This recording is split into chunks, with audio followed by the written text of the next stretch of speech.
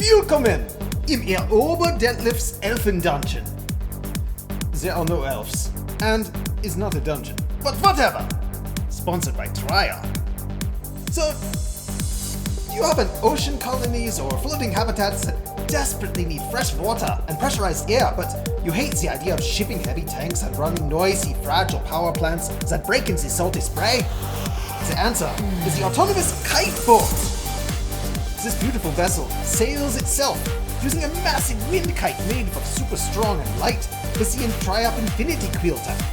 But it is not just any kiteboat. It is a manta ray-shaped kiteboat and a submarine that doubles as wind-powered air compressor and free water purifier. As the manta dives, it pumps and compresses air directly using the flexible diving hull. One-way valves captures the compressed air at depth, and when it surfaces to breach to capture more air, the process repeats. When at depth, the reverse osmosis membranes purify water using the ocean's own pressure. Since it is mobile, the kiteboat turns around when half full and delivers both clean water and tanks of pressurized air to your ocean colonies, coastal cities, and nearby Tryop space ships. Completely autonomous, it patrols, maintains, and resupplies the habitats without any human crew getting wet or bored.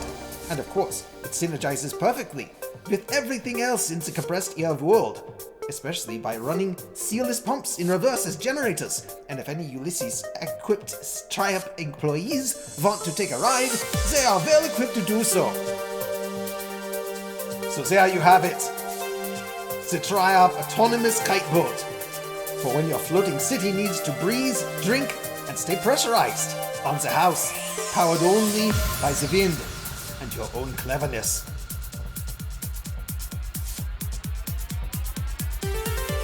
Well, that was it for Colonel Deadlift's Invention House. Our feet are sane.